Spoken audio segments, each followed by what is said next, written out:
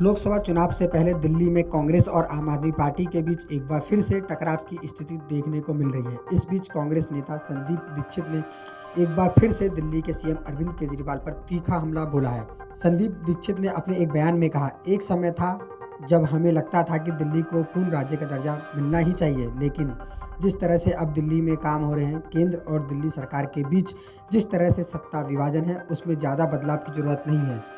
भ्रष्टाचार विरोधी शाखा से खुद को बचाने के लिए केजरीवाल तबादलों पोस्टिंग के लिए जिस तरह की शक्तियाँ चाहते हैं वह नैतिक नहीं है।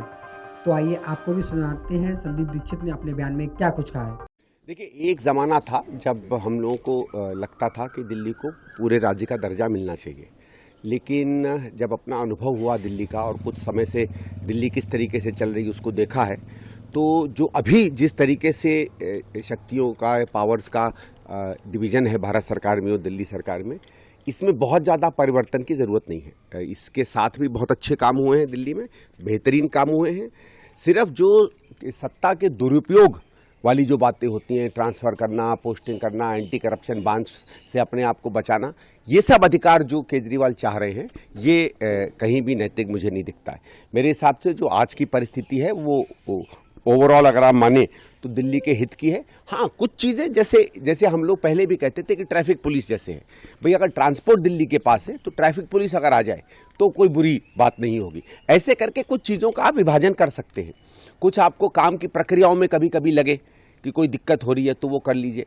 दूसरा एक और चीज़ है जो हम लोगों को हमेशा लगता है कि एक जो संस्था है दिल्ली में, जो है तो बहुत, जिसके पास पैसा बहुत है, जिसके पास ज़मीन बहुत है, पर जिसने पिछले 25-30 सालों में उस तरीके का काम नहीं किया जो दिल्ली को काम करना चाहिए, वो डीडीए है। तो डीडीए को भी ज़्यादा जवाबदेही बनाना, डीडीए के अंदर भ्रष्टाचार भी काफ़ी दिखता है, उसको भी थोड़ा कम करना, और दिल्ली सरकार को जब ज़मीन की ज़रूरत पड़े और चीज़ें, वैसे कोई बहुत ज़्यादा दिक्कत नहीं होती है उसमें, लेकिन इन चीज़ों के एक सामंजस्य की बात अगर बन जाए तो कोई बुराई नहीं होगी। तो मेरा ये है कि आप उसको विभाग दर के देखें, लेकिन उसमें देखो दिक्कत क्या है कि अरविंद केजरीवाल जैसा व्यक्ति केवल अपना और अपने पार्टी के राजनीतिक भविष्य और सत्ता को देखेगा, पैसे को देखेगा, दुरुपयोग को देखेगा। तो उस जैसे व्यक्ति से अगर कोई फीडबैक आता है तो उसको हम लोगों को गंभीरता से नहीं लेना चाहिए। 2-3 बार इस पर कमेटियां बनी हैं, इसमें एक आध बार और बना दें और ये देखें कि जो हित की बात है, दिल्ली के लोगों की हित की बात, वो बेहतर तरीके से चले।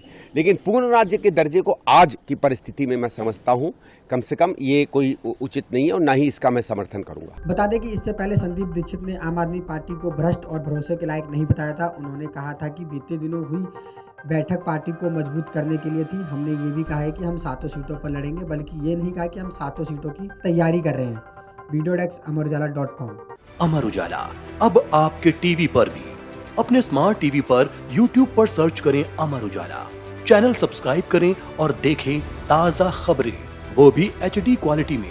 और हाँ, बेल आइकन दबाना ना भूलें ताकि हर खबर हो आपके घर। अमर उजाला, निष्पक्ष, निर्भीक, निरंतर।